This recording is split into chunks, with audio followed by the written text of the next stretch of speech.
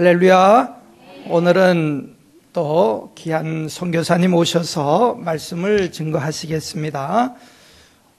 올 1월 달에 우리 교회에서 에집트에 우리 파송하신 김신숙 선교사님께서 오늘 또 방문하셔서 말씀을 증거하시겠습니다. 오늘 말씀의 제목이 나의 백성 애굽이여, 이런 제목으로 말씀을 증거하실 때에 우리 큰 은혜 받으시는 귀한 시간 되시기를 바랍니다. 우리 선교사님 나오실 때에 기쁨으로 반갑게 인사하시고 말씀을 전하시도록 하겠습니다. 우리 할렐루야로 환영합니다. 할렐루야. 감사합니다. 오늘 또 다시금 우리 성도님들을 뵙게 돼서 얼마나 감사한지 모르겠습니다. 지난 1월 13일 날 선교사 파송을 받고 나갔는데 10개월 만에 여러분들을 다시 한번 뵐 수 있는 좋은 시간이 되었습니다. 신학교 여기 훌러신학교 강의하차 오게 돼서 여러분들을 다시 한번 뵙게 됐고, 또 목사님이 이렇게 불러주셔서 오늘 여러분들과 함께 또 시간을 나눌 수 있게 해주셔서 감사합니다. 제가 지난번에 파송 예배 볼 때도 나의 백성 애굽이여 이렇게 같은 제가 성경 구절을 보았는데, 오늘도 제 2편으로 나의 백성이여, 나의 백성 애굽이여라는 말씀을 가지고 여러분들과 함께 은혜를 나누며 하나님의 영광을 돌리기를 원합니다. 저기 이집트, 우리 이집트를 보면 저 좀 올려주세요. 네, 그 다음. 네, 이집트, 지금 여러분들이 이 지도를 보는 것처럼 이집트는 중동과 북아프리카에서 22개국 중에 가장 중심이 되는 이집트라고 볼 수가 있습니다. 에집트는 중동과 북아프리카의 중심지이기도 합니다. 그러한 이유는 이집트에 또 알아자르 유니버시티, 그러니까 우리 신학교가 있는데 거기는 무슬림 신학교입니다. 그래서 사우디아라비아는 이슬람이 시작된 것이 메카에서 시작됐기 때문에 이슬람의 심장이라고 한다 그러면 이집트는 이슬람의 지적인 도시다, 이렇게 이야기를 합니다. 그 이유는 알아자르 대학에서 많은 신학생들을 키워내기 때문에 키워서 그 사람들이 세계 각국에 나아가서 이슬람을 전파하는 그런 학교로 굉장히 지적인 학교라고 이야기를 하고 있습니다. 980년도에 세워진 학교인데 이 학교는 역사도 오래됐지만 세계의 이슬람을 가지고 있는 인도네시아, 말레이시아 이런 여러 나라에서 자기가 이슬람을 알기 위해서 공부하러 이집트로 들어오는 사람이 1년에 3,000명에서 5,000명가량의 그러한 사람들이 와서 외국에서도 와서 공부하고 내국에서도 공부하면서 이렇게 많은 선교사들을 키워내는 그러한 이슬람의 지적인 도시라고 이야기를 합니다. 또 그 이집트는 성지의 나라이기도 합니다. 왜냐하면 여러분들이 성경의 배경을 보면 아브라함부터 시작해서 애굽에 내려왔고 출애굽기의 가장 배경이 되는 애굽, 나일강 여러분 잘 아시죠? 성경을 많이 공부하신 분들은 아실 겁니다.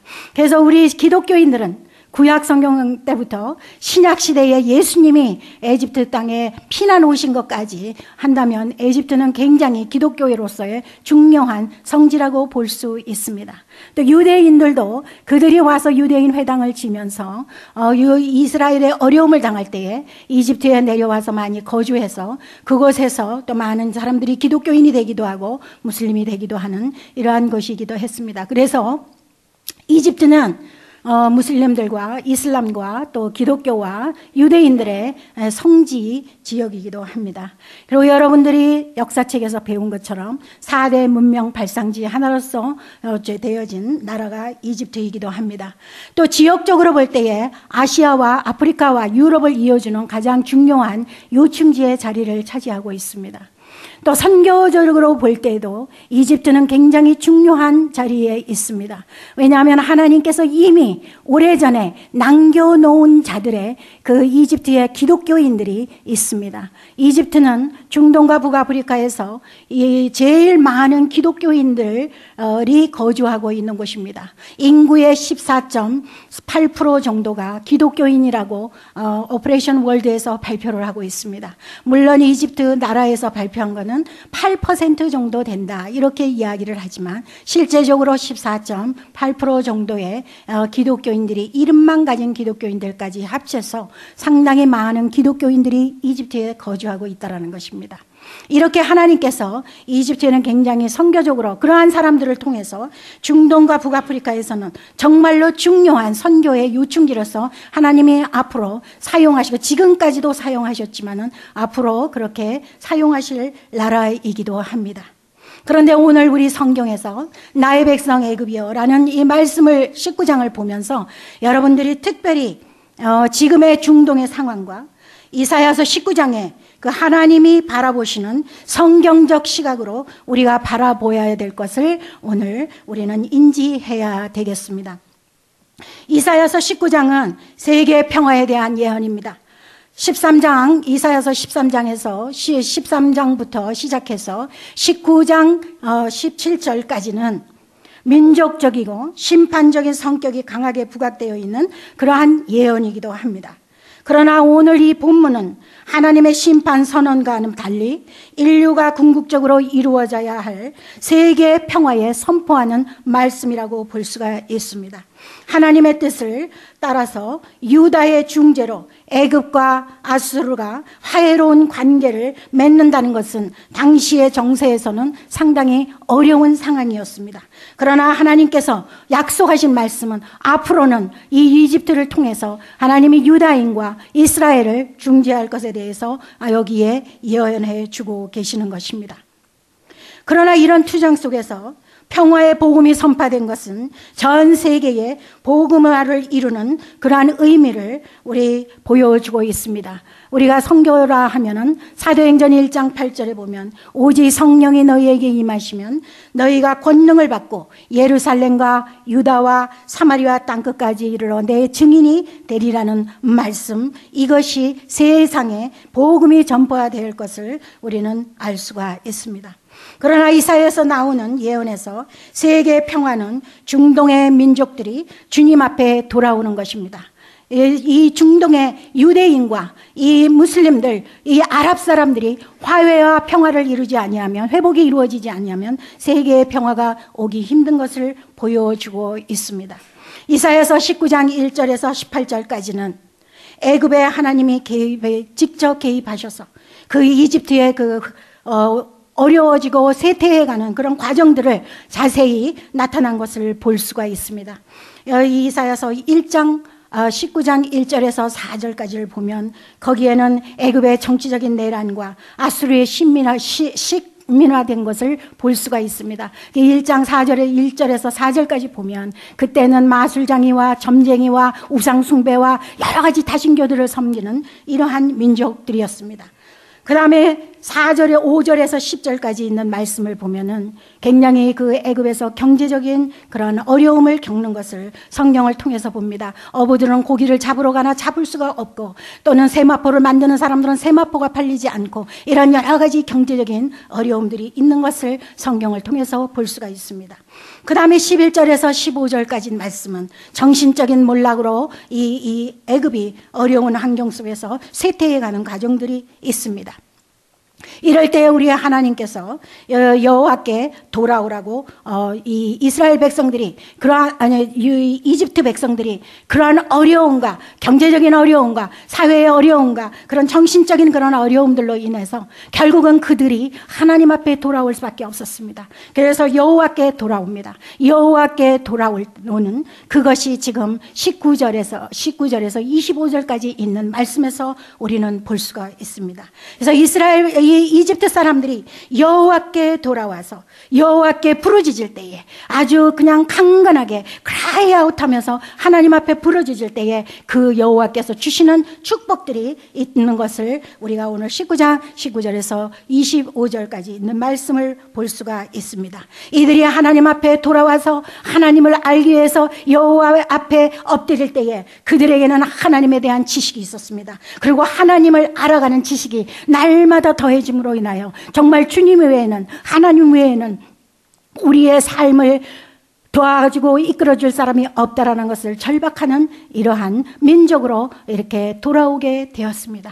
이러한 결과로 이집트는 계속적으로 기독교가 발전하고 그 다음에 그 안에서 어려운 이슬람이 들어와서 그들을 압박을 주고 힘들게 한다 할지라도 그 안에 굴하지 아니하고 이슬람 앞에서 굳건히 자기의 신앙을, 왜냐하면 예수님 하나님에 대한 지식을 바로 알았기 때문에 그 신앙을 지켜서 오늘까지 오고 있습니다.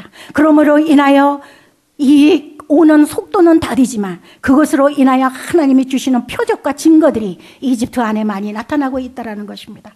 저는 사역을 36년 동안 이집트 안에서 사역하면서 하나님이 이집트 사람들을 통해서 주시는 그 표적과 정말 하나님 앞에 무릎을 꿇는 그들에게 여호와에게 돌아왔을 때에 주는 그러한 축복들, 그러한 증거들, 그러한 표적들을 보게 되었습니다.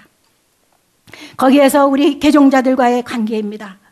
저는 이집트에 들어가 보니 거기에는 정말로 그 개종자들이 하나님 앞에 이 예수 그리스도가 나의 구주가 된다라는 그러한 믿음을 가지고 그 자기의 무슬림에서 기독교로 개종했을 때 그들에게는 엄청난 그 대가를 치러야 되는 그러한 어려움들이 다가오기 시작을 했습니다. 직장을 떠나야 되고 가정에서 쫓겨나야 되고 심지어는 부모에게 죽음을 당할 수도 있고 이러한 어려운 환경 속에 그들의 이슬람이라는 umma 그 공동체 안에 들어가지 못할 때에 그들은 살아남을 수 없는 것이 바로 이슬람의 그 사회입니다. 그럼에도 불구하고 예수 그리스도가 누구신가? 예수는 나를 구원해 주신 분이시고 예수 그리스도가 아니면 주님 앞에 갈 수 없다는 그 증거에 대한 것에 확실하기 때문에 그들은 그러한 대가를 치르면서 예수님 앞으로 돌아옵니다. 저는 그런 개종자들을 만나고 그들을 계속 팔로우를 하면서 정말로 함께 울며 함께 그들과 지낸 적이 있습니다. 제가 키운 중에 특별히 가까이서 키우면서 있었던 우리 자카리아와 그 다음에 마테가 있습니다. 그리고 크리스가 있습니다. 이 마테는 예수님을 영접을 하고 그 영접을 하게 된 동기는 이 이슬람들이 죽고 나면 하나님의 심판이 있는데 그 심판이 있고 그 다음에 천국을 들어가야 됩니다. 그 심판 때가 뭐냐면 이만한 어떤 그 나무 판넬에 이 아주 조밀하게 꽂혀 있는 모다그들이 잔뜩 박혀 있는 그 판을 건너가야 그 다음에 이제 죄를 안 짓고 제 세상에서 잘 살았다라는 증거로 이제 천국에 간다는 것입니다. 그러나 이 자카리아는 자기가 그런 죽은 다음에 내가 정말 천국에 갈 수 있을까? 이런 부분을 고민을 하면서 생각을 해보니 자기는 정말 그 모다구가 치밀하게 꽂혀 있는 그것을 건너갈 수 없다라는 것을 깨닫게 되었습니다. 그러면 내 인생은 어떤가? 이런 걸 고민을 하다가 그는 학교에 기독교 선생님이 주는 어떤 전 책자 하나를 가지고 그걸 보면서 관심을 갖기 시작을 했습니다. 그러고 나서 저를 만나게 됐습니다. 저는 그분과 계속 이 자카리아와 만나면서 이제 예수님을 바로 전달을 하고 알게 되었습니다. 그런데 이 양반이 이 예수를 영접하고 나서는 직장도 갈 수 없고 집에서 동네에서 떠나서 예배를 드리려면 하나님 앞에 예배 드리러 교회를 오려면 4시간씩 기차를 타고 알렉산드리아까지 카이로에서 알렉산드리아까지 가서 예배를 드리고 그리고 올라와야만 했습니다. 그것도 4년이라는 기간이 넘었으면 이 개종자들이 자기 신분을 숨기기가 힘들어요. 그러고 나니까 그는 이제 자기가 어려운 환경에 이제 겹쳐져서 4년이 되니 주위에서 자기가 예수를 믿는다는 걸 많이 알게 되었습니다. 그래서 이제 그 사회에서 있을 수 없는 상황이 되어서 제가 한국에 있는 총신에다가 보내서 공부를 시키게 했습니다. 그래 공부를 하고 그때는 벌써 10년도에 제가 보냈을 때는 한국에는 피난민 비자가 안 됐습니다. 지금은 피난민 비자가 돼서 내가 마테를 보냈을 때는 마테는 피난민 비자로 지금 계속적으로 있지만 그 안에서 공부를 끝나고 나니까 비자가 안 되었습니다. 그런데 호주에서 종교 이민이 있었습니다. 그래서 종교 이민을 해서 지금 호주에 가서 한국 여성과 결혼해서 그곳에 살면서 신앙생활하면서 무슬림들을 전도하는 일에 전력을 하면서 지내고 있습니다. 그 다음에 자카리아는 마테는 얼마 전에 6년 전에 제가 지금 우리 이제 한국에 보냈는데 한국에 가게 된 동기는 그 양반이 아자르 대학이면 카이로 대학이면 카이로에서는 가장 좋은 우리나라의 서울대학과 같은 학교입니다. 그 안에서 이슬람 전공과 또 아랍어 전공을 했습니다. 이렇게 전공을 하고 그는 성경을 가지고 이슬람을 전공했기 때문에 이슬람을 연구를 하면서 보니까 이슬람에서 하는 이야기가 뭐냐면 기독교는 잘못됐다. 성경은 잘못된 것이다. 삼위일체가 왜 하나님이 삼위일체가 되느냐? 하나 신은 셋이 될 수 없다. 하나뿐이다. 그러면서 여러 가지 신학적인 문제를 가지고 대두되니까 책을 가지고 연구를 하다가 정말 기독교라는 것이 무엇인가? 그래서 성경을 읽기 시작을 했습니다. 근데 성경을 읽을 때 성령께서 그 마음을 움직이셨어요. 그래가지고 예수를 영접을 하게 됩니다. 그래가지고 이제 저희들과 이제 연결이 돼서 팔로우업을 시켜서 나가는데 집은 쫓겨났죠. 집에 갈 수가 없습니다. 기독교인이 됐기 때문에. 그래가지고 그를 키우면서 저희 센터에서 5년 동안 아랍어 선생으로 가르치게 하면서 자기가 아랍어 교재도 만들어가면서 이렇게 제가 집도 마련해주고 이제 렌트를 할 수 있도록 해주고 생활할 수 있도록 아랍어를 가르침으로 돈을 벌어서 이렇게 살 수 있도록 해주었습니다. 그런데 저희 센터에서 5년 일했을 때 그 형님이 사우디아라비아에 갔다가 이제 돌아왔는데 자기 동생이 예수님을 믿었다라는 기독교인이 됐다라는 소식을 듣고는 형을 잡아서 감옥에 집어넣고 이제 다시 개종을 시키려고 이슬람으로 돌아오게 하려고 형이 이제 찾기에 혈안이 되었습니다. 저희 센터에서 지금 일하고 있는데 만약에 이제 마태를 잡아서 가져가면 저희 센터 사역까지 문을 닫아야 되고 저도 쫓겨나야 되는 그런 상황에 이르는 그러한 아주 극박한 상황이었죠. 그래서 하루는 우리 마태가 제가 이제 출근하니까 제 사무실에 와서 인사를 하러 들어왔는데 얼굴이 너무 이상한 거예요. 너무 슬퍼 보이고 불안하고. 그래서 내가 마태 무슨 일이냐? 왜 네가 그러느냐? 그러고 물었더니 자기 형이 지금 사우디에 와서 자기를 잡으려고 지금 이렇게 전전긍긍 찾고 있는 중입니다. 그 얘기를 하는 거예요. 그래서 제가 그 얘기를 듣고 제 책상에 앉아 기도를 하는데 하나님께서 제 마음에 이런 마음을 주시는 거예요. 사라, 너 빨리 일주일 내에 자카리아를 마태를 다른 데로 피신시키지 않으면 네 사역까지 다 적이 되고 또 마태도 어려워진다 하는 마음을 주시는 거예요. 그러니까 일주일 내에 빨리 어딘가 보내야 돼요. 그런데 마침 한국에 연결을 해가지고 하니까 한국에서 무조건 보내라는 거예요. 그래서 대사관에 제가 직접 가서 비자도 빨리 받아가지고 해서 모든 비행기표를 사가지고 딱 보내는 게 일주일 안에 하나님이 시간을 끝나게 해주시더라고요. 너무 기적적으로. 그래서 한국에 보내서 한국에서 신학교를 공부를 합니다. 그래서 지금 한국에서 횃불 신학교에서 공부를 하는데 이제 마지막 학기예요. 그래서 이걸 졸업을 하면 목사가 되고 그분은 이제 이맘이 될 사람이었는데 모스크바에서 이제 목사님이 되어서 이제 나아가서 이제 하나님의 말씀을 전파해야 되는데 얼마나 마음에 예수 그리스도를 영접한 그 마음이 너무 감격해서 그는 한국에서 공부를 하면서 한남동에 가면 모스크가 있잖아요. 그 모스크에 날마다 복음을 전하러 가는 거예요. 그렇게 해서 그 사람들을 모아다가 쉼터를 만들어가지고 같이 대화를 나누면서 복음을 전할 수 있는 그런 브릿지를 만들어가고 이렇게 열심히 노력을 하는 그러한 우리 개종자가 있습니다. 이렇게 이집트에는 그 한 사람이 개종한다는 것이 얼마나 무슬림이 기독교인으로 개종하는 것이 참으로 어려운 이러한 상황에 있습니다. 그럼에도 불구하고 하나님께서 이집트 사람들이 여호와께 돌아왔기 때문에 그 표적과 증거를 너무 많이 보여주시는 거예요. 제가 거기에 방송 선교를 같이 했습니다. 방송 선교하시는 우리 레다 아들리 이집시안 목사님하고 저희는 이제 같이 방송 선교를 하는데 우리가 그냥 나가서 복음을 전하면 이집시안들은 감옥에 갇힙니다. 잡히면. 또 내가 만약에 외국인이 복음을 전하는 게 그 자리에서 발각되면 그 자리에 잡아서 24시간 안에 공항으로 데려가서 추방을 당하게 됩니다. 그러니까 우리가 앞으로 나서서 하면 언더그라운드로 정말로 남몰래 시간만 시시각각 기회를 타기 위해서 저희들이 복음을 전하게 됩니다. 그래서 그 중동에 있는 사람들이 현지인들과 선교사님들이 만든 게 뭐냐면 방송 선교예요. 지금은 새틀라이트로 들어와서 방송을 하지만 그때는 라디오 방송뿐이 없었어요. 80년도에 몬테칼로에서 복음을 이제 쏘면 라디오 방송으로 그 복음을 듣고 이집트에는 카이로에 어디에다 연락을 해라. 이렇게 지역마다 그렇게 이제 주소를 줍니다. 근데 그 주소가 바로 우리 센터 아래 4층에 레다 아들리 에즈바키아 교회 담임 목사님 그 사무실로 해놨어요. 그런데 여러분들 놀라운 것은 그 방송을 듣고 얼마나 많은 사람들이 반응을 하느냐. 한 달에 250여 통이 온다는 거예요. 무슬림들이 그 강의를, 그 복음을 듣고 나의 복음을 대해서 알고 싶습니다 하고 연락 오는데 250통이 날라와요. 그러면 우리 거기 있는 스태프들이 그 질문하는 것들을 보냅니다. 근데 그 질문하는 것들 보내가지고 그게 해결이 안 되는 거잖아요. 그래서 그들에게 도움이 될 수 있는 길은 무엇일까? 그래가지고 우리가 책자, 조그만 소책자를 3개 만들었습니다. 성경은 무엇을 말하는가?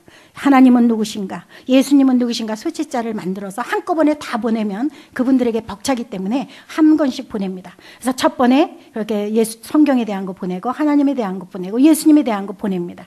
그거 다 읽고도 나는 좀 더 기독교에 대해서 알고 싶습니다. 그러는 사람들에게 성경책을 4번째 보냅니다. 그럼 성경책을 읽고 그 읽는 동안에 성령님이 그들의 마음을 감동을 시켜서 그 중에 나는 그리스도인이 되겠습니다라는 사람들이 종종 나옵니다. 그런 사람들이 연결이 되면 그 레다 목사님 그 당회실에서 저와 4사람이 그 방송 선교하는 사람들이 같이 세례를 주고 그때부터 각자가 맡아서 이제 한 사람씩 맡아서 그 사람을 팔로우업을 합니다. 신앙인으로 바로 갈 수 있도록 제자 훈련이 시작이 됩니다. 이렇게 해서 방송 선교를 통해서 주님 앞으로 돌아오는 많은 표적들을 저는 그것에서 보았습니다.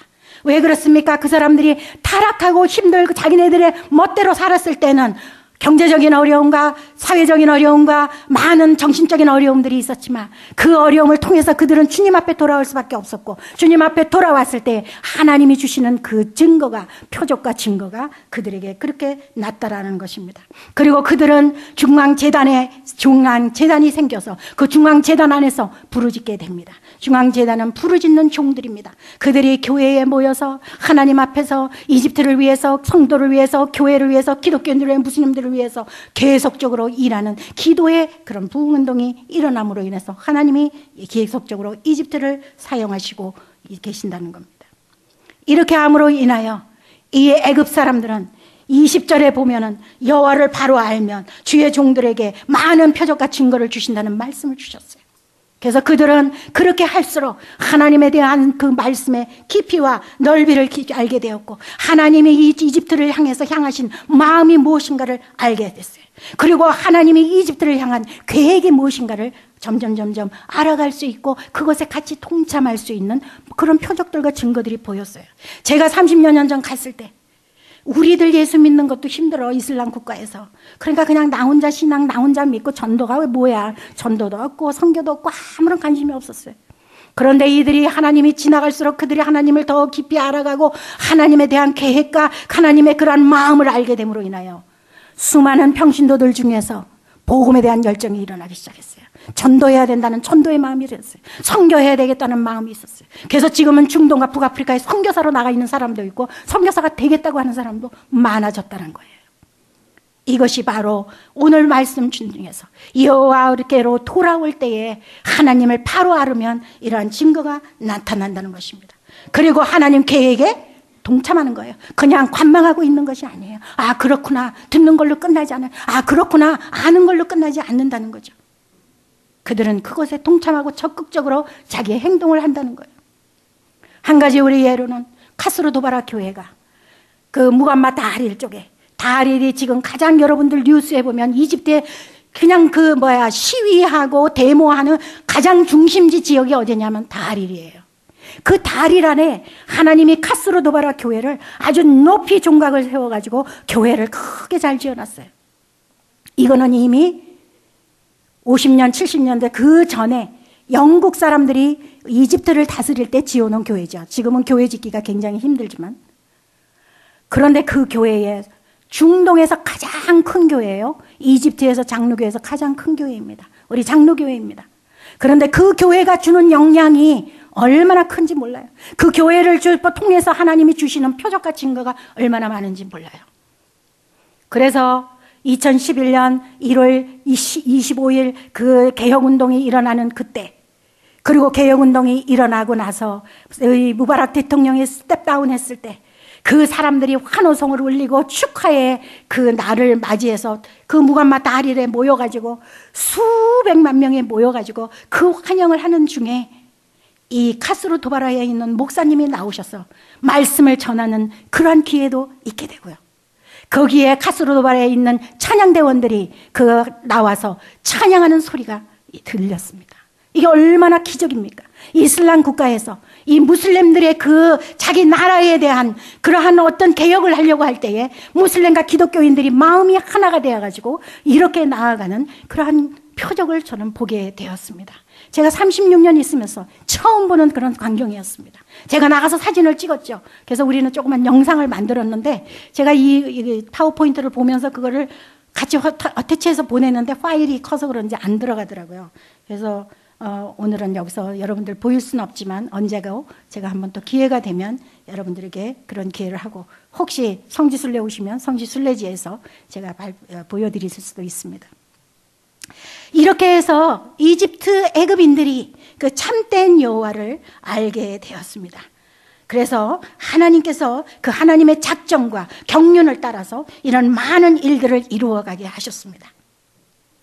그런데 우리가 하나님의 마음을 완전히 알기 위해서는요, 아브라함의 그 두 자손들에 대해서 하나님의 마음을 반드시 알아야 된다는 거예요.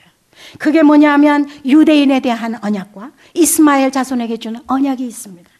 유대인에 대한 언약은 창세기 1장 28절, 이스마엘에게 주신 그 언약은 아랍인들이죠. 창세기 17장 20절과 21장 17절, 18절에 있는 말씀입니다. 그 유대인들에 대한 언약을 보면은요, 창세기 15장 18절에 뭐라 하셨냐면, 그날의 여호와께서 아브라함으로 더불어 언약을 세워 가라사대 내가 이 땅을 애굽 강에서부터 큰 강 유브라데까지 내 자손에게 주노니라는 약속을 언약을 했습니다. 그 다음에 이스라엘 자손에 대한 언약은 창세기 17장 20절 한 절을 본다면요, 이스마엘에게 이르러는 내가 네 말을 들었나니 내가 그에게 복을 주어 생육이 중다하며 그로 크게 번성케 할지라 그가 12방백을 낳으리니 내가 그로 큰 나라가 되게 하려니와. 이게 아랍인들이에요. 이스마엘이 하갈과 함께 아브라함에게 쫓겨나서 그 광야를, 아브라함 그 사라 광야를 헤매고 있으면서 하나님 앞에 막 불평했을 때 주신 이 언약이에요.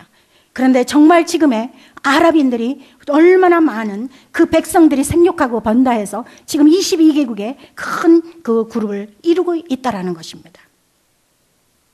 그런데 하나님께서는 이 두 자손이 화합하기를 원하셔요. 화해하기를 원하세요. 회복하기를 원하시는 거예요.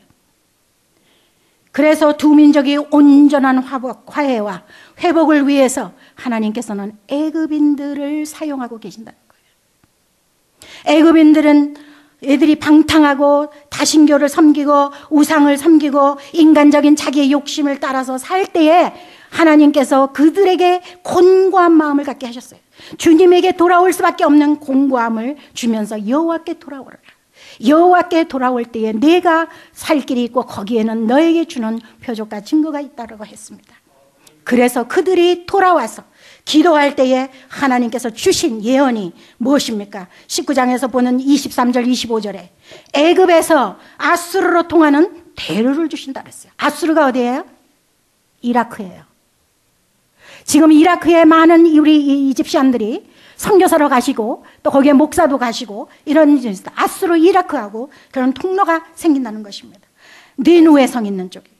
그 다음에 애굽 사람과 아수르 사람이 함께 경배를 한다고 그랬어요.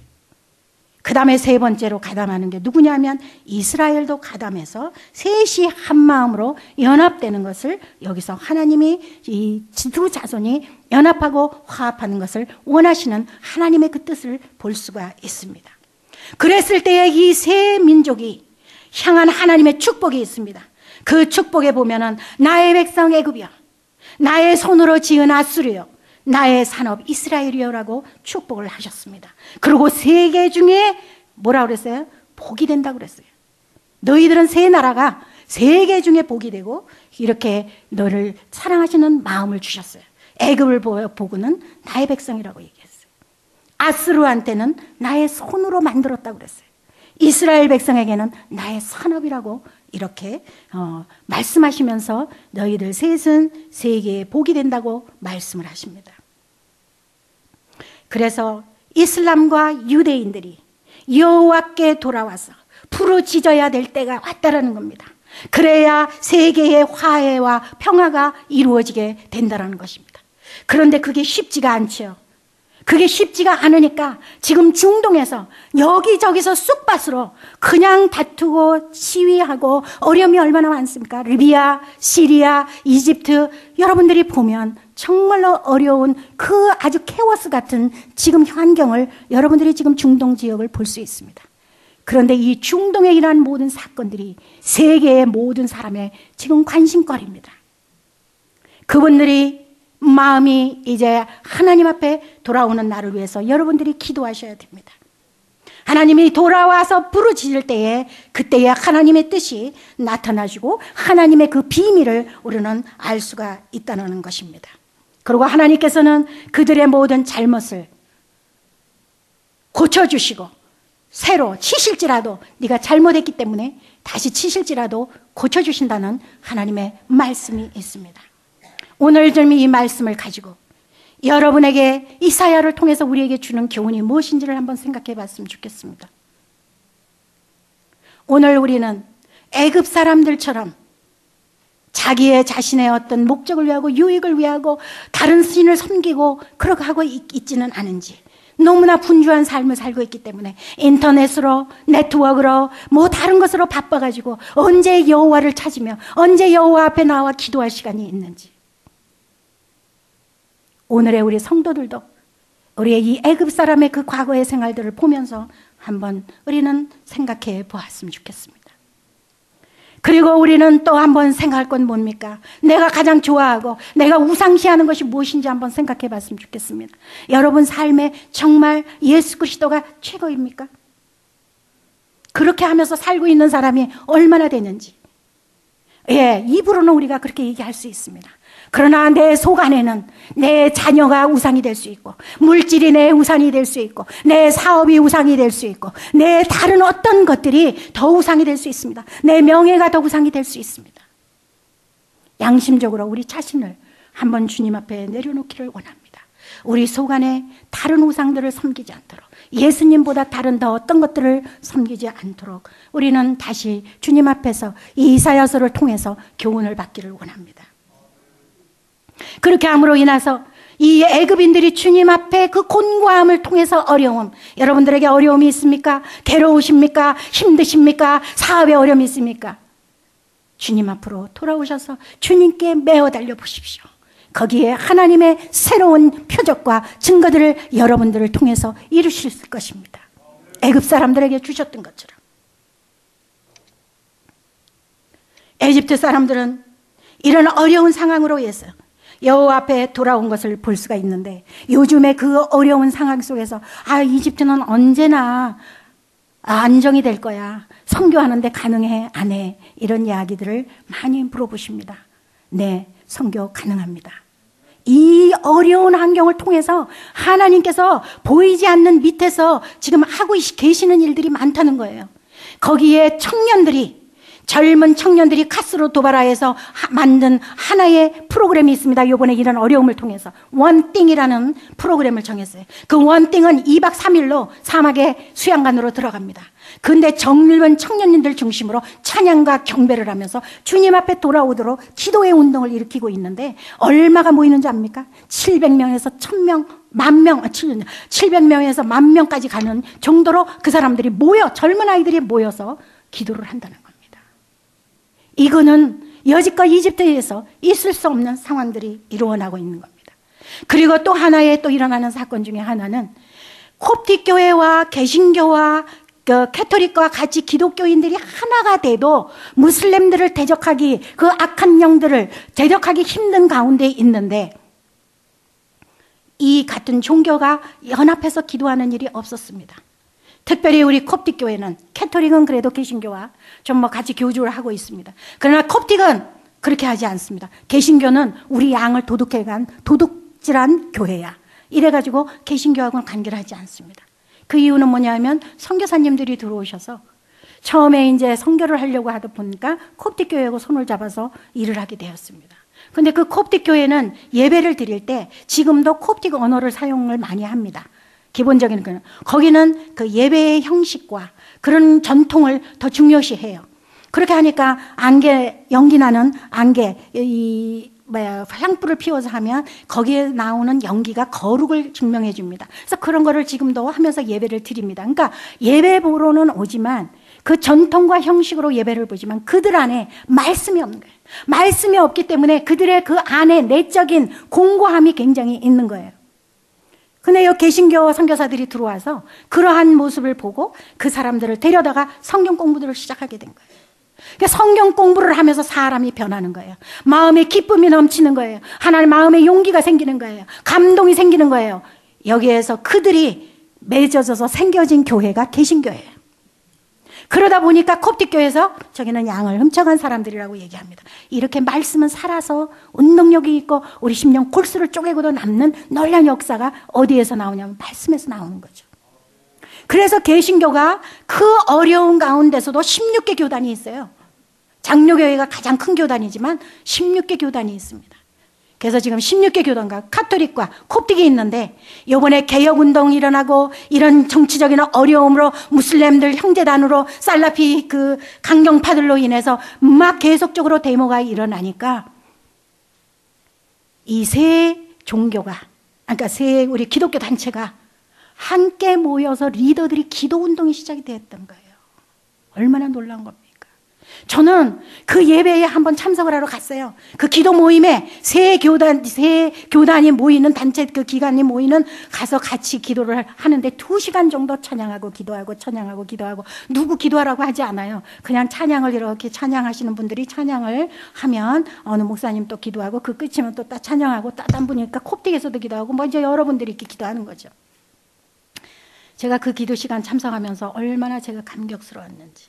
이집트에서 이런 역사가 일어난다는 거 감히 생각도 못했어요. 그러나 이런 어려움을 환경을 통해서 이들이 더욱더 마음이 공고해지니까 주님 앞으로 나오는 게 돌아왔어요. 여호와 앞에 돌아오니까 이런 놀라운 표적들이 보이는 거예요. 그래서 그게 계속적으로 돼서 지금 기도하고 있습니다. 사실은 거기에서 지금 어려운 여건들은 이슬람들 자기네들 교파 자기네들끼리 자유 이슬람 그러니까 프리 이슬람, 모던 이슬람, 강경파 이슬람들이 자기네끼리 싸우는 거예요. 사실 기독교인들은 모던 이슬람에 물론 이렇게 협력을 해주죠. 왜냐하면 강경파를 억제하니까. 강경파들이 지금 형제단 모르시가 그대로 대통령으로 끌어간다면 이집트는 샤리아법, 이슬람법으로 우리는 모두 가야 되기 때문에 기독교인은 물론 모던 이슬람을 찬양을 하죠. 그러니까 이 사람들이 어떻게 생각을 하냐면 이 기독교인, 이 강경 형제단들이 화가 나면 지네끼리 싸우면서 화풀이는 어디다 해요? 소수인 기독교인들한테 하는 거예요. 여러분들 얘기 들어보셨죠? 요번에 기독교 교회를 몇 개나 태운지 아세요? 158개. 성서공회로부터 시작해서 교회에다가 불 지르고 목사님을 죽이고 포업을 죽이고 거기 비숍을 죽이고 하는 이런 사건이 전국적으로 158개 지역에 아직도 밝혀지지 않은 것이 있다는 거예요. 마지막 장 넘겨주세요. 제가 그 중에 하나에 그 교회가 불탄 거를 사진이 많은 중에서 하나 골랐는데 제대로 골랐는지 모르지만 하여튼 이게 이렇게 타서 지금 예배 보는 그 풀빛 안에 지금 탄 거잖아요. 지금 이런 상황에 있습니다. 그래서 에집트에 지금 미국에서 한국에서 지금 저 교회들을 돕는 그런 운동이 지금 일어나고 있고 우리 애국 복음주의 교단에서도 저한테도 한국교회에서 좀 우리 이집트의 이런 상한 교회들을 위해서 돕는 손길을 좀 부탁해달라고 저에게도 부탁이 왔습니다. 사랑하는 성도 여러분, 지금 에집트는 이런 어려운 가운데 있지만 오늘 이사야서에서 하나님이 약속하신 약속 예언이 있기 때문에 어느 날인가 하나님께서 애굽을 통해서 지금 놀라운 중동과 북아프리카에 놀라운 복음의 역사들이 일어날 것이라고 저는 확신을 하고 있습니다. 사랑하는 성도님들, 우리 안디옥 교회에서 이러한 시기에 하나님께서 저와 연결을 시켜주시고 애굽과 연결해 주신 하나님의 깊으신 어떤 섭리와 뜻이 있지 않나 저는 그렇게 생각합니다.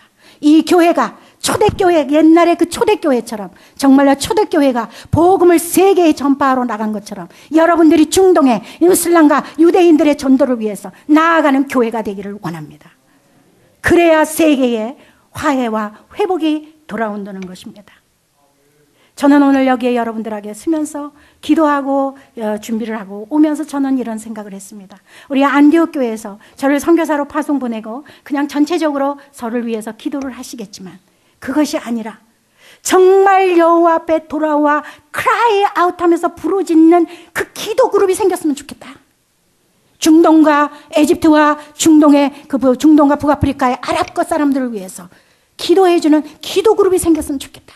적은 숫자라도 좋다. 3명이라도 좋고 4명이라도 좋고 그런 그룹이 있어서 정말 그 속에서 우러나오는 울면서 크라이 아웃하는 그런 기도로 연결되지는 기도 그룹이 하나 생겼으면 좋겠다라는 마음을 가지고 여러분 앞에 섰습니다. 사랑하는 성도 여러분, 여러분들 기도 많이 하시지만 더욱더 하나님 앞에 여호와 앞에 돌아오기를 원합니다.